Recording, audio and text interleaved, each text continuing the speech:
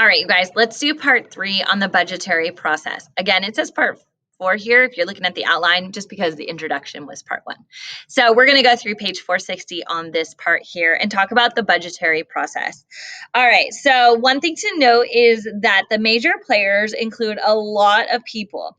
So interest groups we've previously covered. They are lobbying for a group's needs to take place in the agencies with president and before congressional committee. So they're trying to get their interests in front of the people that are making the deals.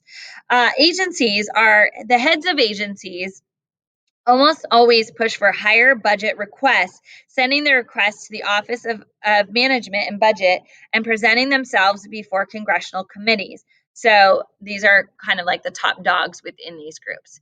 The Office of Management and the Budget, or the OMB, is responsible to the president, but the director and the staff of the OMB have considerable independence, making them major actors in the annual budgeting process. Okay, the president, of course, is going to be involved in all of this. And the president, their role is to make the final decisions on what to propose to Congress. They will unveil their proposed budget in early February and then try to ensure that Congress will stick close to the recommendations. Of course, it depends. If the Congress is aligned with his political parties, it's a little bit easier. But as we are seeing currently, that even with a majority in both houses, like the Democrats have, President Biden has to negotiate his budget to get it through. It's not just an end all. All right, tax committees in Congress. So there are 2 major tax committees in Congress that deal with the budget. Okay, so we've got the House Ways and Means Committee and the Senate Finance Committee. And these people are going to write the tax codes, and these then have to be approved by Congress as a whole. One thing to keep in mind with our congressmen and women, and if you've been watching any of the impeachment trial that's just started, you will see that, a lot of them are attorneys, but some of them are doctors, some of them are tax attorneys, some of them are accountants, some of them were teachers, different things. So, if you had an interest in one of those things, you might find yourself on one of these committees. All right. One other thing to note is that we've got budget committees and the Congressional Budget Office. All right, so let me see if I can get these acronyms here. So the CBO is the congressional equivalent of the OMB. So the CBO and its parent committees, the Senate and House Budget Committees, examine revenues and expenditures and propose resolutions to bind Congress within certain limits. Okay, so the CBO is the Congressional Budget Office. So this one, I didn't put an acronym after it, but right here, Congressional Budget Office. Okay, and again, they are the congressional equivalent of the OMB. So the OMB is for the president. The CBO is for Congress. Oh, it's like alphabet soup. Okay, subject matter committees are congressional committees that write new laws. They require new expenditures. Committee members may use hearings to support larger budgets for them or to question agency heads about waste or overspending. Okay, so they're going to write the new laws that have to do with new expenditures. All right, Appropriations Committee and then their subcommittees. So these are, again, all in Congress. These committees take policies coming from the subject matter committees and decide how much to spend. Their subcommittees will hold hearings on specific agency requests. Okay, so as you can see, this is not easy. It goes through a lot of different places. All right, Congress as a whole, that's the entire Congress, and their role is to approve taxes and appropriations. And, of course, this is not easy to do. You've got 435 representatives, so that's not an easy thing to do. They have to keep in mind their constituencies, their parties, the states they're in, things like that. And then the General Accounting Office audits, monitors, and evaluates what agencies are doing with their budgets. All right. Now, the president's budget, so again, usually released around February, has to do with a couple of things. So first off, and there's not a lot outlined under here, so let me go ahead and tell you this. All right, so by law, the president must submit a budget by the first Monday in February. The process begins almost a year before when the OMB communicates with each agency, sounding out its request and tentatively issuing guidelines. So the OMB, again, reports to the president, has some independence, of course, but what they're going to do is they're going to present analysis of what the economic situation is. They're going to give guidelines to the agencies, and then they're going to review projections and prepare recommendations. And then the president will then establish guidelines and targets and put together this budget, of course, with a lot of help from the OMB. By summer, the president has decided on overall policies and priorities and has established general targets for the budget.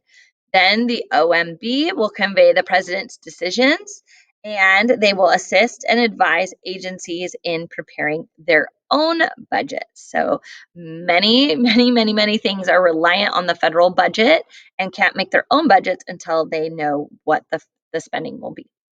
All right, during the fall, the agencies submit formal, detailed estimates for their budgets. Budget analysts at the OMB investigate, weigh, and meet to consider agency requests.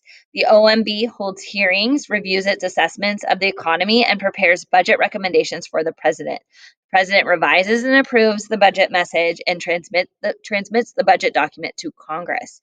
And then in the winter, the budget document is readied for final presidential approval. So that's where the Congress and the congressional committees get to weigh in.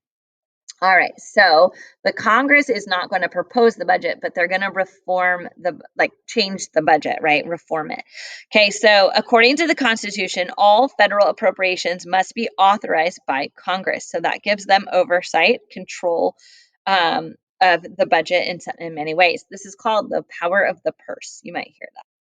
All right, so a couple of things to know about that. One, the Congressional Budget and Impoundment Act of 1974. This was designed to reform the congressional budgetary process. Sorry, I flipped the page. All right, and so this is going to create a calendar. It's going to create a committee in each house, and then it's going to create the CBO. This is a confusing acronym because CBO is also like the chief budgeting officer for like businesses and things like that. So here we have Congressional Budget Office. So just so you know, you might hear it again in a different way. All right, so the CBO is going to advise Congress on the likely consequences of its budget decisions. It's going to forecast revenues, and it's a counterweight to the OMB. So again, OMB advises the president, the Congressional Budget Office advises Congress. So those two things play out. All right, so, and then one thing, I'm just looking ahead here, we've got a couple more definitions here. So budget reconciliation revises authorizations to achieve required savings. Right now, you might be hearing about budget reconciliation if you've turned on the news at all. They're going to talk about trying to get certain things into budget reconciliation because in the Senate, it only needs a majority vote, 50-51, which the Democrats would have right now. And so you may be hearing a little bit about that. We have an authorization bill. It's an act of Congress that establishes a discretionary government program or an entitlement. So that is a congressional power. And then appropriations bill must be passed to actually fund programs established by the authorization bill. Okay, so those are just some terms that as we're kind of going through, those are things to kind of note on. And then please let me know if you have any kind of more questions on that. There's a lot of definitions and reforms and changes and things like that.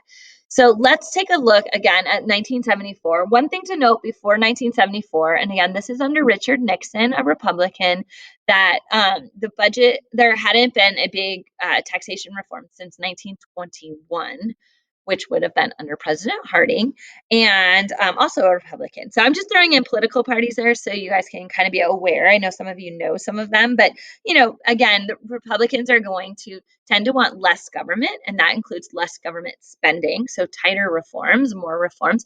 Democrats are going to want a broader government, more social welfare programs and things like that. So just to kind of keep in mind, that's the only reason I'm mentioning them, because I know you don't have them all memorized, what parties, although some of them I know you know. All right, so one of the things under this new system, and I know 1974 feels like a long time ago. I was born in 77, so I hear you.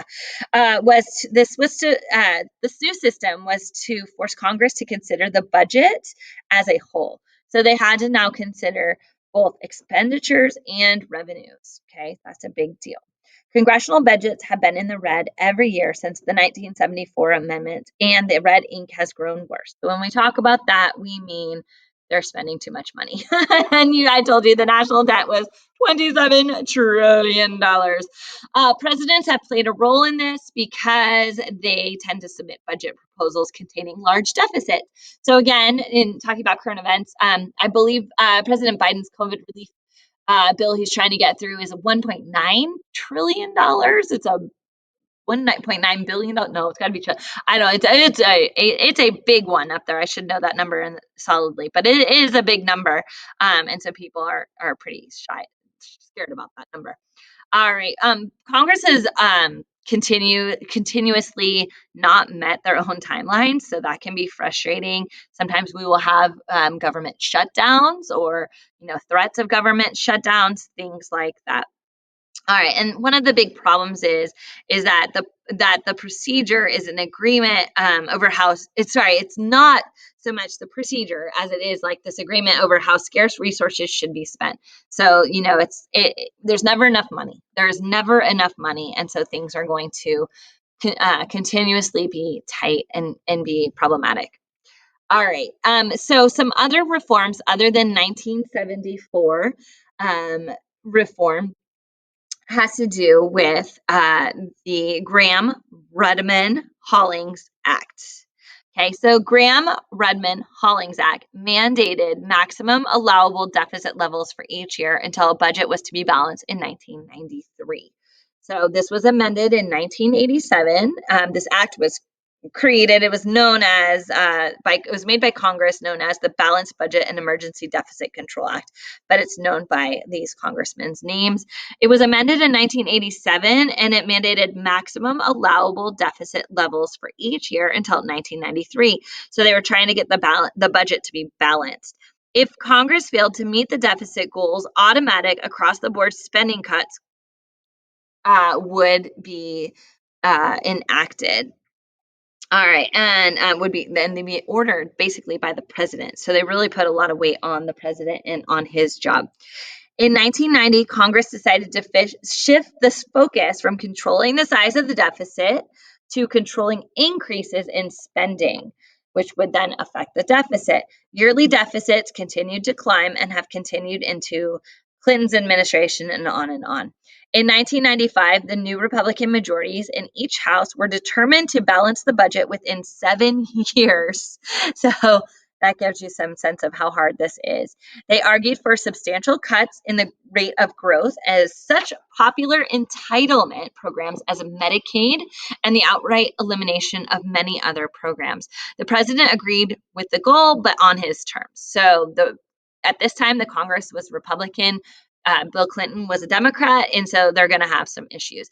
Now, Medicaid is an entitlement program. It is medical and kind of like insurance, medical funding for low-income people. So again, with health insurance, what's so tricky about it is if people could have preventative care, that would perhaps help long-term issues and make things a little bit easier down the road. But it is hard because you have to put the money up front, right?